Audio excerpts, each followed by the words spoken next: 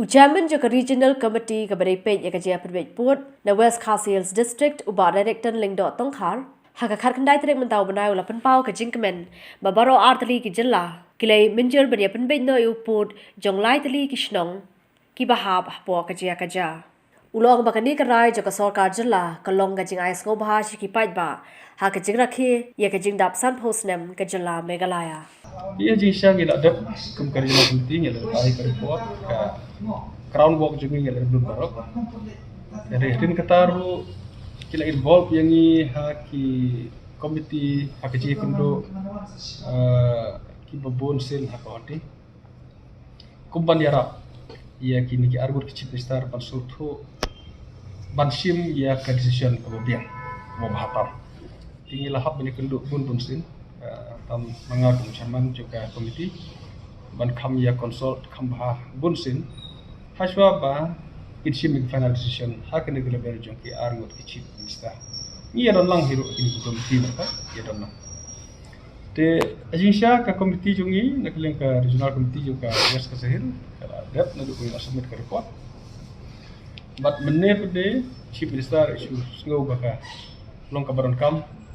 nomor bekebun ki member ki simla yo lap de don kam berni ni komiti ukarkan te isu advice on kabaran kam ban brief hakini ki para member juga ni komiti haswa ke bangin ra hadin bangil aisong kabinet ne ban ra no ya ka report bande shadil hi la sai bande kendo yo union home minister te kedi kata ya ka bamne ngala haban khat ek ji kendo ki di kategori membakar kebaran di babun kimdan kisno thoro bakam desu ka nogo bangin nang sim decision de kasu de tang ke jingko ni kendo ban brief ban sutho ya ka ya ka bangila sim ya ka final decision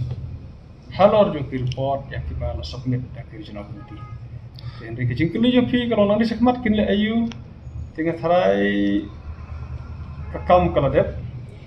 Hadin balayo ya ke report ke basai ke setang begin ya nak kemen dan dia mentang yang berkuat disclose ya kata ke inside of the report ai ke sarkar kan sasim ya ke por ke babiang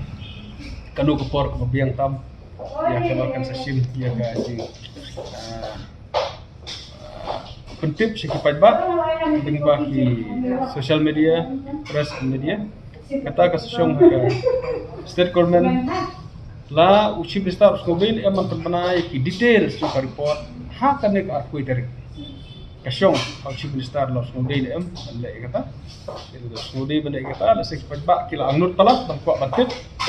te hendrei nganam la banong kata la sik kasong ngin kemyo hirup discuss benda kata la kalong badai bain ayak ki details barakot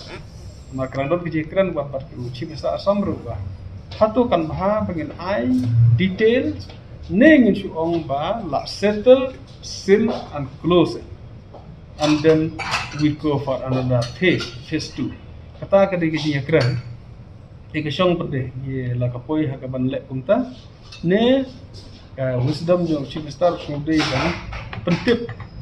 pajbana ru pajba kintip kumakirai lang arang ko atik Tika siyong kakajing start of this